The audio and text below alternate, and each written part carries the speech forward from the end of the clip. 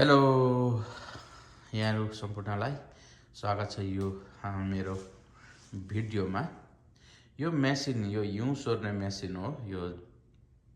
अनि यो चाहिँ मैले लास्ट इयर किनेर थिएँ। एकखेप मात्रै चलाएर थिएँ। एकखेप मज्जाले हिउँ आयो, लगभग कम्तीको पनि 6-7 इन्च आयो र चलाएँ। अनि अरु कम्ती 2-4 इन्च आउँदाखेरि म चलाउँदिनँ, किनभने यसको यो चाहिँ ठुलो हिउँ आउँदाखेरि मात्रै, हिमपात हुँदाखेरि मात्रै चलाउने हो। र मैले लास्ट इयर एकखेप चलाएँ, त्यतिखेर थन्काएर थिएँ यहाँ ग्यारेजमा। अनि ग्यारेजमा थन्काएर थिएँ।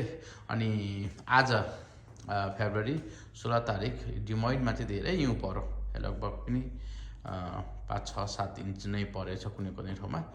अनि यो मेरो ड्राइभवेमा सोर्नु पर्यो भनेको, अनि चाहिँ यो स्टार्ट भएन है। विशेष गरेर म तपाईलाई देखाउँछु। यहाँनिर हिउँ सोर्ने हुन्छ। अनि यो मैले यहाँनिर इलेक्ट्रिक स्टार्ट पनि छ, सजिलो छ यो, साह्रै सजिलो। यहाँ इलेक्ट्रिक स्टार्ट यहाँनिर लाएर मैले यो तारहरू लाएर हेरेँ।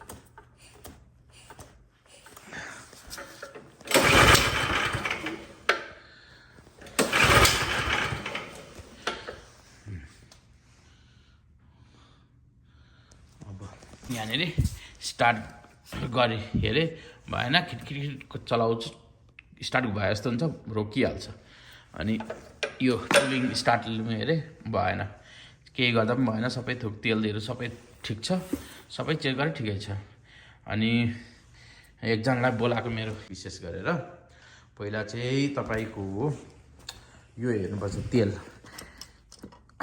यो ओइल भन्छ, गाडीको ओइल जस्तै। तपाईको यो ओइल चाहिँ जहिले पनि तपाईको यसरी, यो ओइल हो, यो दुईटा आँखा छ नि, दुईटा दुलो समान हुनुपर्छ ट्याक्कै। हेर्नुहोस् है, एकदम क्लिन हुनुपर्छ, सफा हुनुपर्छ, त्यो कालो दागहरू हुनु हुँदैन। अनि तपाईहरुले तेल पनि यहाँ देख्न सक्नुहुन्छ। अनि फेरि यसलाई बन्द गर्नुहोस्। कोही बेला यहाँबाट यो ग्यास यता लिक हुन्छ ओइल है यसमा। अनि ग्यास पनि हेर्नु, ग्यास पनि फुल छ, सबै छ हैन। अनि तपाईले अर्को कुरो, यो पुलिङ स्टार्ट भन्छ।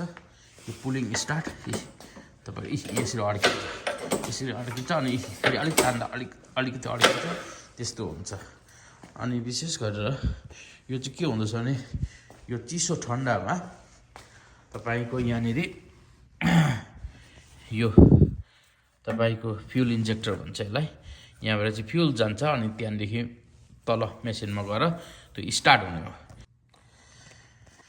अनि विशेष गरेर यो यहाँनिर फ्युल इन्जेक्टर छ, यो फ्युल इन्जेक्टर हो। तपाईले यो निकालेर पनि, मैले चाहिँ निकालेर सफा गरिवरी त्यो सफा गर्न पनि तपाईले यसमा पाउन सक्नुहुन्छ। यो पनि चेक गर्ने पनि मेसिन पनि हुन्छ। मैले चाहिँ अघि ल्याएर मेसिन चेक गरेर अहिले उतापट्टि छ। अनि तपाईले विशेष गरेर अब यो सबै चेक भइसक्यो, सबै ठिक छ भनेदेखि अनि तपाईले यसको डायर चाहिन्छ है। डायर, फेरि यो डायर भनेको यो के सुकाउने। अनि यो फेरि श्रीमतीहरुको छोरीहरुको चलाउनु हुँदैन, मार्छन् फेरि हो। यो चाहिँ मैले पुरानो रहेछ, श्रीमतीलाई भनेको डायर ल्याउन यहाँ भनेको।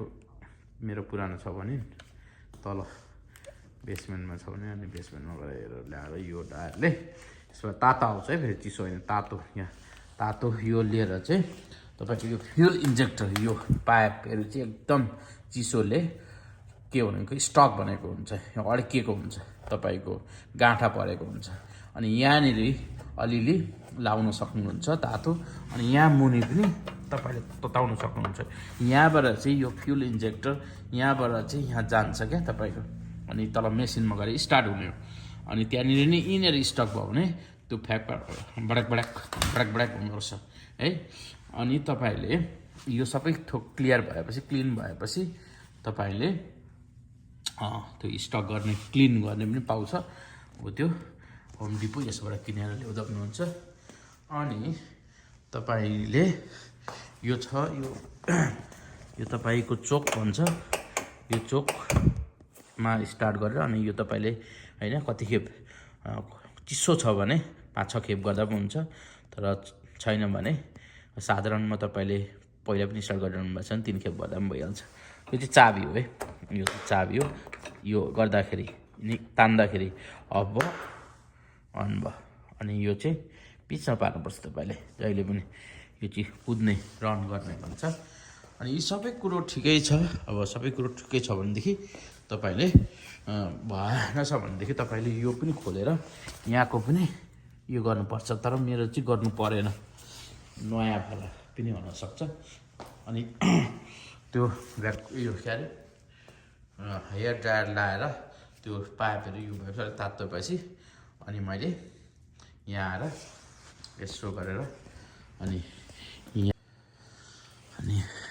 यहाँ मैले इलेक्ट्रिक लाएर स्टार्ट गरेँ।